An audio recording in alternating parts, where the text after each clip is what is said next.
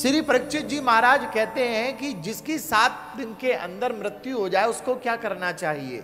और हम अनंत बार ये कथाएं को श्रवण कर चुके हैं, लेकिन उसके बाद भी मजे से घर जाकर के हम ये भूल जाते हैं कि हम भी मरने वाले हैं।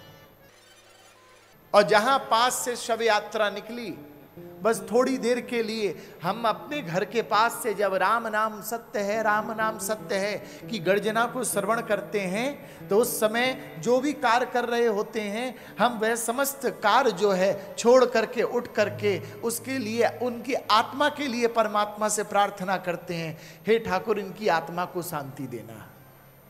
लेकिन ये प्रार्थना करने का विषय नहीं है, ये उस शव की जो यात्रा है वो ये संकेत देती है कि जो मेरी स्थिति हो गई है, जो वो तेरी स्थिति होने वाली है।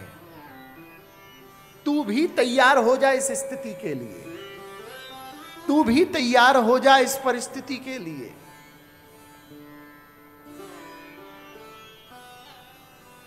लेकिन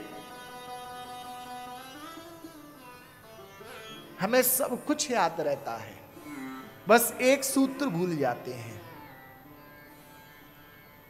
चलो मैं तो कह रहा हूं कि अंतिम समय मालूम चल जाए। परीक्षित जी महाराज कितने भाग्यशाली थे कि उनको ये ज्ञात हो गया कि आज से 7वें दिन उनकी मृत्यु हो जाएगी। हमें तो ये भी नहीं मालूम है कि हमारे समय हमारे खाते में कितना लिखा है, कितनी श्वासें बची हुई हैं हमारे जीवन की। लगभग जीव एक दिन में 21,600 बार श्वास ले लेता है। लेकिन आप विचार करो कि आपने 21,600 बार श्वास ली, उसमें से कितनी श्वास पर आपने प्रभु का नाम को ग्रहण किया। मैं आप सभी से प्रश्न करूं तो आप अपनी दिनचर्या रात्रि में व्यतीत, जब आप रात्रि में शयन करें तो आप अपनी दिनचर्या के बारे में एक बार विचार करें कि मैंने पूरे दिन में क्या कर्म किए और उन कर्मों में क्या सेवा का कर्म किया और क्या जगत को दिखावा करने का कर्म किया। क्या मैंने अपने पुत्र अपनी पत्नी का पालन पोषण का कर्म किया।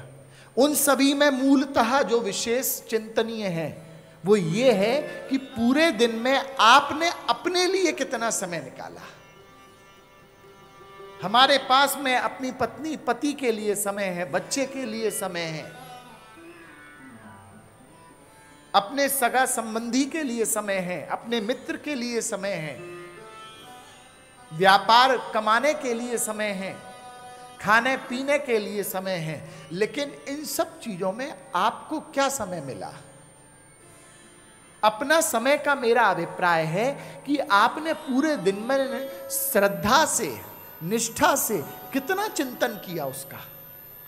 जिस चिंतन में निष्कामता हो, जिस चिंतन में कामना का बीज ना हो, जिस चिंतन में कोई इच्छा छुपी हुई ना हो, जिस चिंतन में प्रार्थना में छुपी हुई अपने सगे संबंधी के लिए कुछ प्राप्त करने की अभिलाषा छुपी हुई ना हो, आपने निष्कामता से उसका कितना चिंतन किया।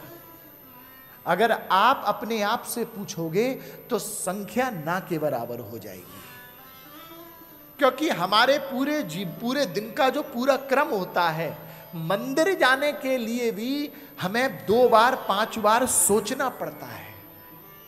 और बहुत मुश्किल से अगर मन भी बन जाए तो उसके बाद में जब मंदिर प्रवेश करते हैं तो ना जाने नाना प्रकार की उपासनाएं में छुपी हुई कामनाओं को उसके चरणों में डाल देते हैं।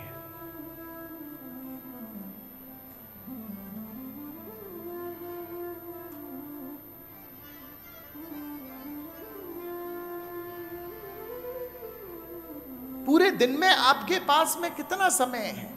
21,600 में मैं ज्यादा नहीं कह रहा, आप एक श्वास भी अगर उसके चरणों में समर्पित कर दोगे तो याद रखना प्यारे, एक श्वास भी अगर आपने निष्काम भाव से श्री राधा रमण लाल के श्री चरणों में समर्पित कर दी तो याद रखना वो एक श्वास आपके जीवन को तारने के लिए पर्याप्त है। लेकिन भाव निष्कामता का होना चाहिए। भागवत हमें निष्काम होना सिखाती है। मैंने पहले दिन भी निवेदन किया था, बहुत छोटी चीज है कि अगर आप भागवत से रुपया पैसा इस संसार की वस्तु ले जाएं, ये तो दे ही देती है। पैसा बहुत छोटी चीज है, लेकिन सबसे बड़ा अगर कोई या इसका भागवत का प्रसाद है तो धन नहीं है, सबसे बड़ा प्रसाद है तो वो श्री स्वामिनी जी की कृपा प्रसाद है। स्वामिनी जी की एक बार कृपा प्रसाद मिल जाए, स्वामिनी जी के चरणों में स्थान प्राप्त हो जाए, तो उसके अलावा उससे बड़ा प्रसाद इस धरा पर हो ही नहीं सकता। लेकिन हमारा जीवन कैसे व्यतीत हो रहा है? हम मृत्यु भूल गए हैं।